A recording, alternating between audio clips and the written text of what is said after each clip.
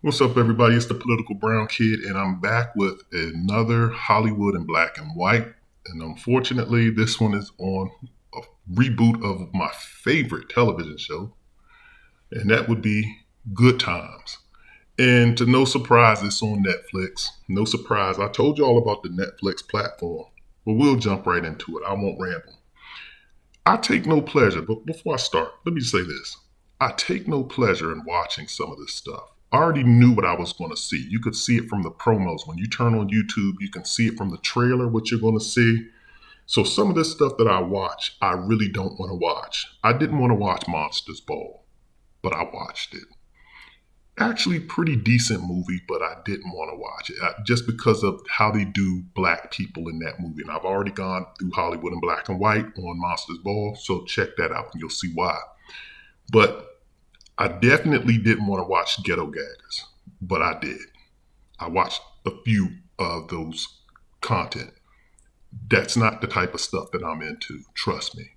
But I had to do it so I could do a video on it on my channel, which you guys don't care about because it seems like anytime I talk about interracial stuff, it seems like it's a lot of black men too. Y'all just get mad.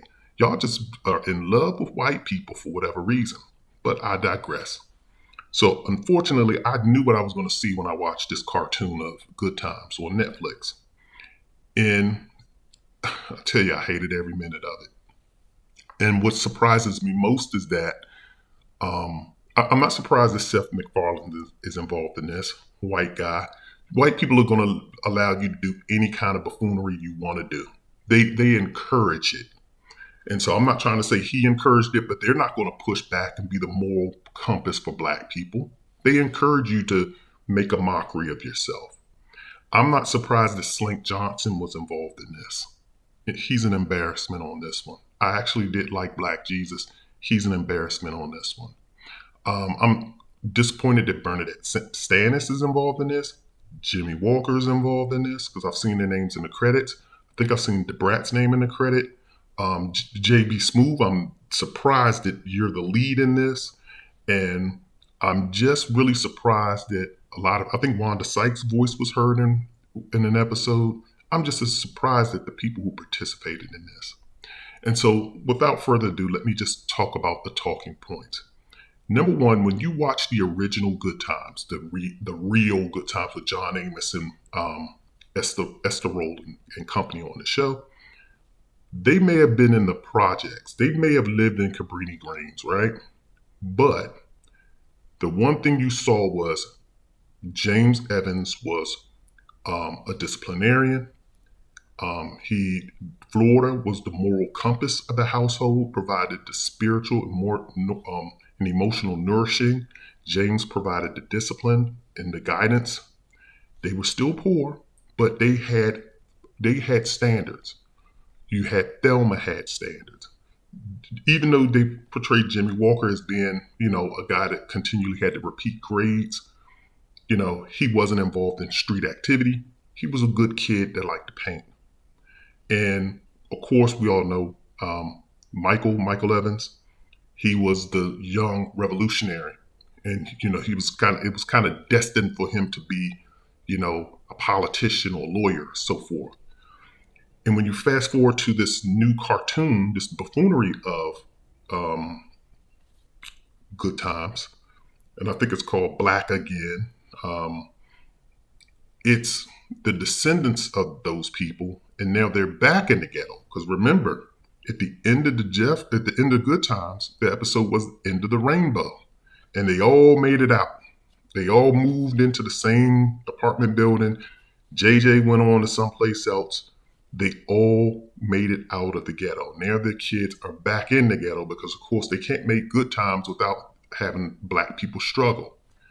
You have on this show a 1-year-old baby selling narcotics on the street. I don't make this up.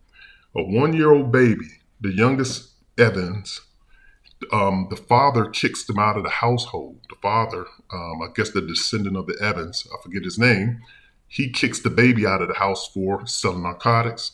So the baby's living on the streets, but eventually gets his own apartment above the Evanses, So mind y'all, spoiler alerts, but they're not going to be big ones.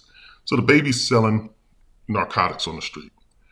Second thing I'm going to point out, I told y'all about Netflix and how they like to do blanqueamiento, which means the whitening, which means they always want to pair a black up with a white man, particularly a light-skinned black up with a white man.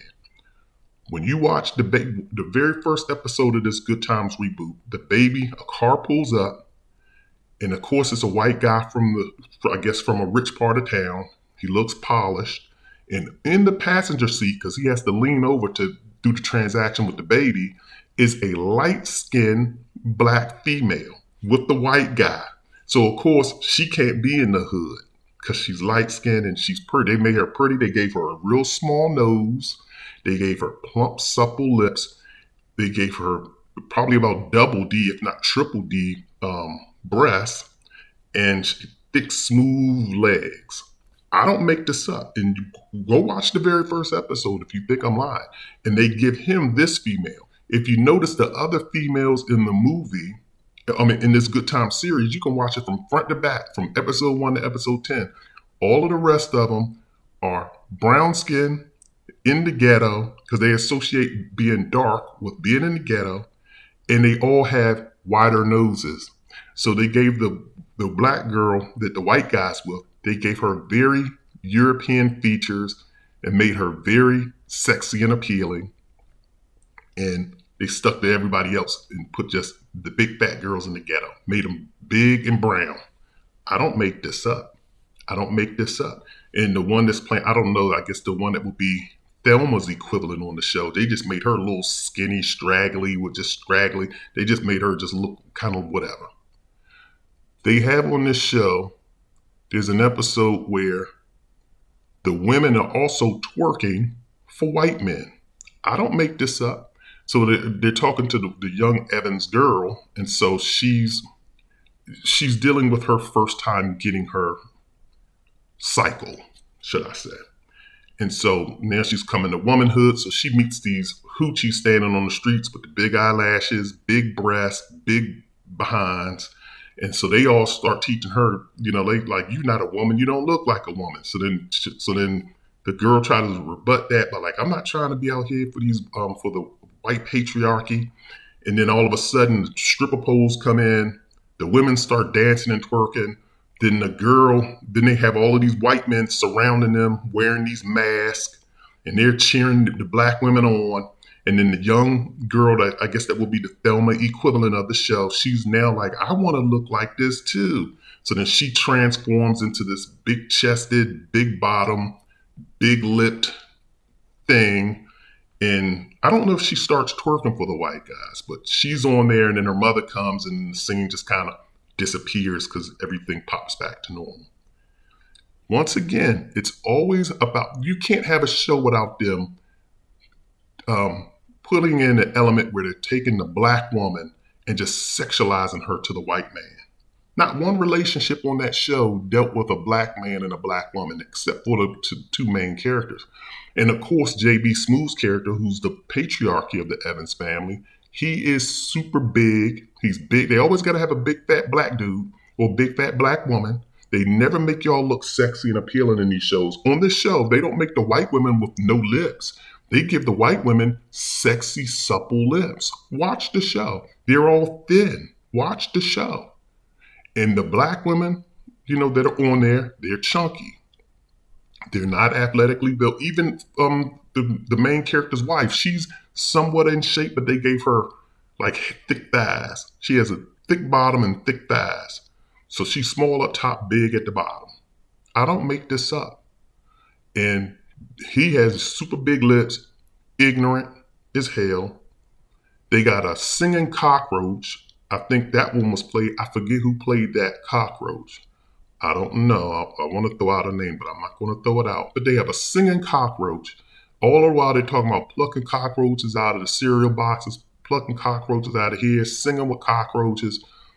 It's just ridiculously, it's a buffoonery of and a mockery of the original Good Times.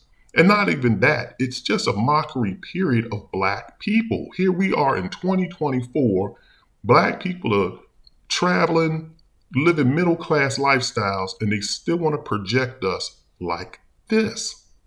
I don't make this up. What did I tell y'all too? I'm going to wrap this up. But what did I tell y'all too about Netflix? I told y'all before, when you watch Netflix, and I want y'all to prove me wrong. If you can prove me wrong, drop it in the comment section. Y'all really have stopped commenting on all my videos, so I'm about to just drop this channel and go away. I know that'll make half of y'all happy. I know y'all clapping. But show me a show on Netflix, an all-black show that has a big budget and was a #1 in the top 10. Show it to me. Don't show me Bridgerton. It has white people. Now all that does is has bed wenches and mandingos in it. I haven't watched it one episode, but I already know they're trying to give all the black women to white men. But I can point to Asian shows. They had Beef, which was very good. I'm talking about Netflix. Beef starred what's that female comedian and the guy from the Asian guy from The Walking Dead. That was a very good show. They just had The Brother's Son with Michelle Yeoh and her 2 children, and that was a very good show that they canceled. Netflix seems to cancel all of their great shows. I guess it's production costs. I don't know.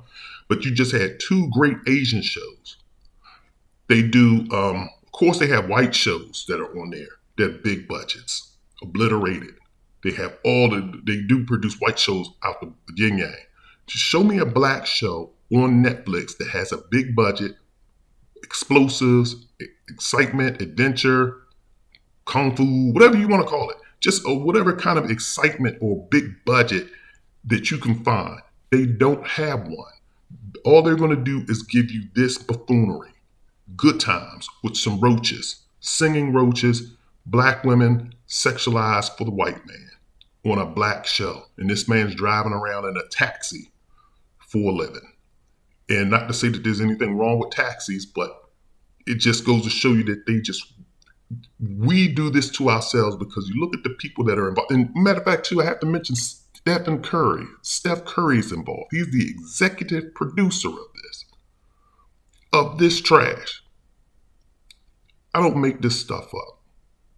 But this is the stuff that we think about. When we start thinking about creating shows, the only thing we want to create is black blowing money fast or black mafia family, whatever that BMF is supposed to stand for. I don't care to see it. Haven't watched one episode. Power, 1, 2, 3, 4, 5, 6. How many variations of Power can you watch? That's all the shows that we get. Snowfall. And not to say that these probably weren't good shows or aren't, but why are they all the same type of thing? When are you going to have a great black show that's a romantic comedy or just a nice black show? We stay in one box, and that's gangsterism. We don't have one sci-fi show. You had Lovecraft Country, that went away. You had somewhat of it, and it went away. But I'm done. This is my Hollywood in black and white on the Good Times Reboot. I recommend not watching it, but if you want to do it to yourself, go ahead. Once again, this is the Political Brown Kid. I'm out of here.